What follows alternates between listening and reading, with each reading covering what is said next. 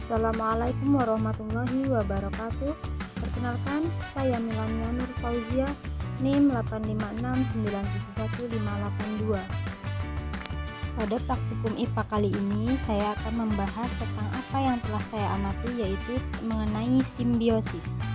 Yang mana simbiosis adalah semua jenis interaksi biologis jangka panjang dan dekat antara dua organisme biologis yang berbeda, atau sebuah hubungan timbal balik di antara dua makhluk hidup yang berbeda, baik itu dari mutualisme, komensalisme, maupun parasitisme.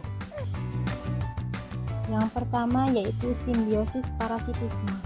Simbiosis parasitisme adalah suatu bentuk hubungan yang terjadi antara dua makhluk hidup. Adapun makhluk hidup yang pertama mendapatkan keuntungan, sedangkan yang lainnya mendapatkan kerugian. Contohnya yaitu yang pertama, hubungan antara kucing dengan kutu. Hubungan antara kucing dengan kutu termasuk simbiosis parasitisme. Di sini pihak yang diuntungkan adalah kutu. Kutu mendapatkan tempat tinggal dan makanan di bulu kucing, sedangkan kucing merasa dirugikan karena darahnya berkurang dan menderita gatal-gatal. Contoh yang kedua yaitu antara benalu dan pohon mangga. Pihak yang diuntungkan adalah benalu, di mana benalu mendapatkan keuntungan dengan cara menghisap bahan makanan atau sari makanan dari pohon mangga, sehingga benalu merasa dilindungi oleh pohon mangga dan bisa tumbuh subur, sedangkan pohon mangga dirugikan karena makanannya diambil oleh benalu. Yang kedua yaitu simbiosis komensalisme.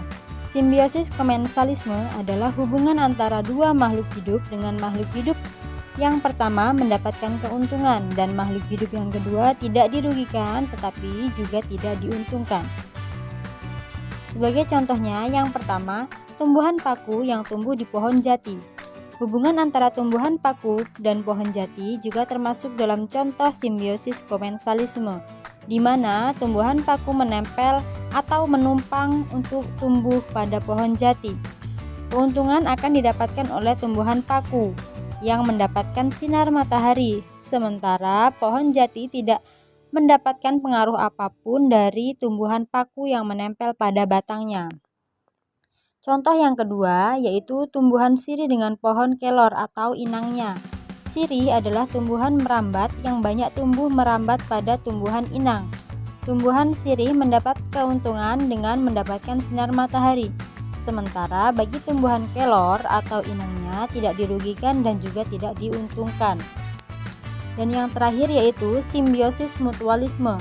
Simbiosis mutualisme adalah hubungan yang saling menguntungkan antara satu makhluk hidup dengan makhluk hidup lainnya.